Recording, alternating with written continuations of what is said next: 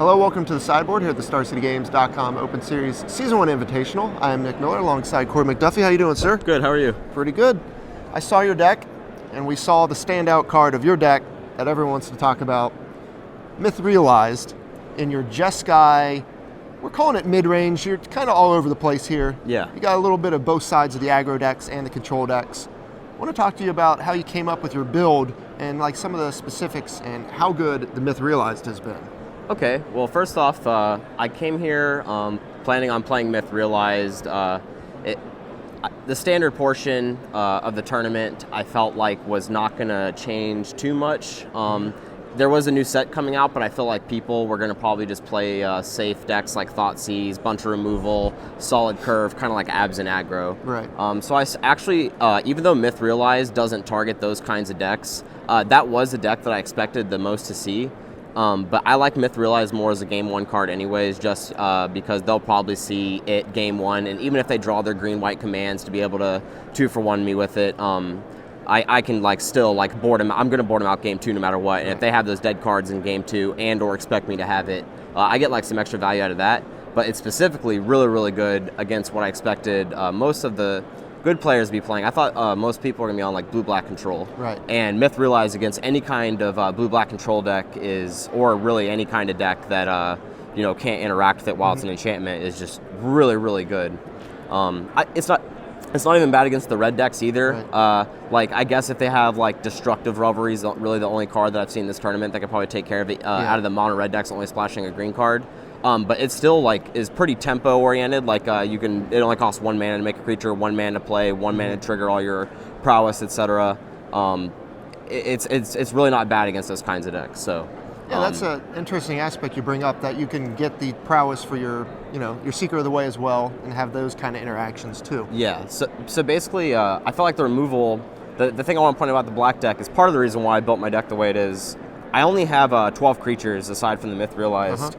And it's mostly because I felt like most of the decks are already trying to kill all the token cards, so I didn't really want to deal with that many token cards. And I did just kind of want to play a longer game where I could have multiple mana, and I mained 1 Negate and I mained 2 Valorous Stances, because against those black decks, I really just want to play Myth Realized. They can't interact with it, hold all my threats, and then in one turn, tempo them by playing things that trigger my Myth Realized. They have to always hold up mana because they can't get hit by a big Myth Realized. So I really like the way that it played against those blue-black control decks. And coming into day 2, I was 7-1. It was exactly where I wanted to be because I expected to play against those kinds of decks. And Myth Realized, round 1, I played against the mirror match, and it was really good in the mirror match. I got to anger the gods and still keep it in play, which is another really nice interaction. And another thing I want to point out about this tournament is I main deck 2 anger the gods because green-white devotion is so popular, and if you could ever catch up in card advantage and tempo by killing their Elvish Mystic and or their Voyaging Satyr or their Sylvan Caryatids, anger the gods is just going to destroy those decks. And if you're just if you lead off with Myth Realized and then play the anger, you get to keep a threat in play, and it only costs 1 mana to turn it on.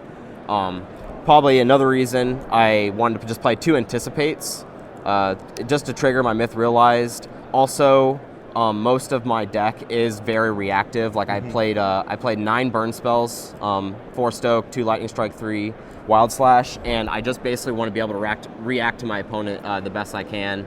I want the game to go long so I can draw Myth Realized, so I can capitalize on playing all these one-ofs, and then obviously Treasure Cruise in the end is how I ultimately capitalize on all those one-ofs. I was going to bring that up.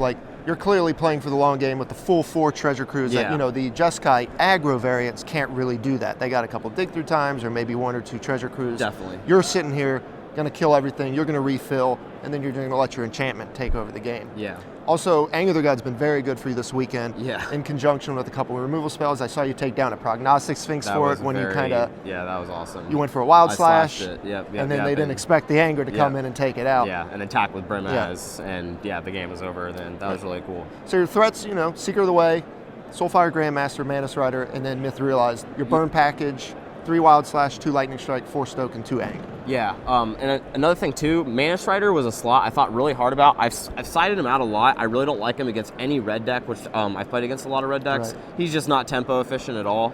And But to be fair, the other card I would have played, I probably would have also taken out too, was Rabble Master. And it's the exact thing that Myth Realized does the opposite of. It costs less mana. You don't have to invest it into your opponent's removal spell they're holding up. And also, every card kills Goblin Rabble Master, I feel like. Like even the Wild Slashes and every red card kills it. Where Myth Realized you can outgrow their burn spells and get a lot of value out of that. You get to set the pace of the game, and you get to decide when their removal spells will be useful, and you can kind of make it to where it's not. With Valorous Stance, I would not have main decked 2 copies of Valorous Stance in any of my Jeskai decks if I didn't play 4 Myth Realized. Huh. The Valorous Stance, like, it is good against big red-green creatures, even though the better red-green creatures this weekend have been like Stormbreath Dragon and the 4/4 for 4 that shocks you, or bolts you rather. Right. So Stance isn't really good against those decks, but it is good in keeping your threats alive, like especially the lifelink things that you need to stay in the game. So I really Valorous Stance has been good in this build as well. Right. Only to anticipate was you're just not looking for that much more manipulation, or do you need to be more removal heavy? The format's pretty fast. In all honesty, it's not really a powerful card. Like in aspect against most of these, like I've been talking about how much I want to tempo my opponent, and the Anticipate's incorporated most, not only with the Myth Realized, but with the Anger the Gods. Like I wanted to be able to draw the Anger whenever I'm trying to just catch up, and also I wanted to draw my side deck cards very efficiently. As much as I could, because a lot of my side deck cards are very, very game changing, as well as Treasure Cruise. Like I don't play the Jeskai Ascendancy, and also I only play 5 Scry lands, where I feel like most people probably play 6 or 7. And the Anticipate just really smoothed out the draws. And since all my spells are so reactive, like I keep mana open for this, I keep mana open for this, I keep mana open for my Stokes. If they don't play something I want to react to, I can just anticipate and capitalize on the whatever range in my deck I need to draw. Yeah, you get to keep mana open for Valorous Stance or your Myth Realized, along with having Anticipate there. Yeah. Speaking of your sideboard cards, you got a couple of good ones. You got a one of Jeskai Exemplars. I saw you play this card against another Jeskai deck, and it was phenomenal. Yeah. Honestly, I cast that card either 5 or 6 times this weekend. It never got countered, but it died 4 of those 6 times. But the 2 of those 6 times, which you saw, it instantly wins the game. Yeah. I think it was LSV who I read about posting about this card. And I just really wanted like another card to kind of board in against the mid-range decks, and it's just really good against mono red too, because like they can only stoke it to get rid of it. I guess some people play that new red 1/5 to a creature. Roached. Yeah, but it's so easy to like keep up Anticipate or Valorous Stance and just keep it alive, and if you untap with it, it's over.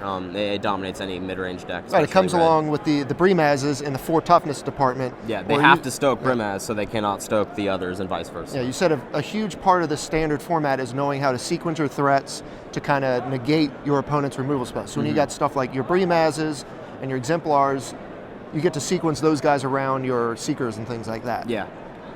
Of course, you have 2 of those. You also have 2 Sarkhan. Yeah, the Sarkhans, they're pretty much for like, I like them as a versatile side deck card. Like against blue-black control, I'm going to board it in just because it's another big threat. It's indestructible, so like if they can't counter it, it's going to be hard for them to kill it. So I really like it in that sense. I boarded it against some of the slower red-green mid-range decks, so I can like just like kind of kill their Courser if they try to I guess I'm not killing Courser most of the time, but I felt like there was some kind of threat. Oh, I'm trying to remember. In the Abzan deck? No, I felt like it was some kind of green-white card, but the 4 damage. Oh, I've killed a Stormbreath Dragon. That's obviously not ideal either, but I think. Right. Against the red decks, I want to board out a lot of my threats sometimes, like Manus Rider, and him being indestructible against red is like pretty good too. Yeah. Sarkhan has been kind of weak. Like now that you asked me about it, I've only boarded him in against some of the slower decks, which I haven't played against many of. So I'd probably take Sarkhan out of the sideboard. You got a lot more control-heavy sideboard here. You got more negates. You got some disdainful strokes. Yeah, stuff like that. The disdainful strokes are really important against like Abzan most of the time. Like any of their threats that they're going to tap out for, you're going to want to counter. And I boarded in against every bigger mana red deck like Stormbreath Dragon, because Stormbreath Dragon for this deck, if you don't have Stoke, this is the only other threat. I've countered like red. What's the red? The Outpost Siege? Yes. I countered that with it. Countered multiple Planeswalkers. So disdainful stroke's been good. The Erase is only just like for Whip and Jeskai Ascendancies, Valorous Stance, just if I want the 3rd, and then the Arc Lightnings are obviously for just token decks. So A lot of the cards we see in all of the Jeskai sideboards, you see the erases, you see the strokes, you know, the arc lightnings. Yeah, erase has been great too. It's tempo oriented, just like how I want to. I even returned one with a Grandmaster in the mirror earlier. Like you can like erase, return it. It doesn't come up much because they only play like 4 Jeskai Senseis, I guess. But yeah. Well, the deck is awesome. It's good to see Myth Realize get some play. Yeah, and this shell seems very powerful. I really like the shell. Like I said, I just wanted to be really reactive for this tournament. It was a new format. It was ironic being a reactive deck for a format I really didn't know exactly what was going to be playing, but I just wanted to play very, like all my cards are linear, like in the sense of they do one thing, like these only deal damage to creatures. These are creatures that pull you really far and ahead in the race, Vigilance, Lifelink, and then the other spells are just kind of just to capitalize on your 1-for-1, so. Arthur, 10 rounds, you're 8-2. Yep. You've done pretty well in Standard. You've only lost to Seth Manfield and Braverman so far. So yeah, they're both bad. playing really fast red decks, and against Braverman, I didn't even play. It was really unfortunate. I got mana flooded, or mana screwed than mana flooded, but I've been running pretty well the whole tournament. So got a couple more rounds of Standard, some more Legacy. Hope to see you in the top 8. Korey, thanks for sitting down with me here on the sideboard. Stay tuned to StarCityGames.com all weekend long for the action here in Richmond. See ya.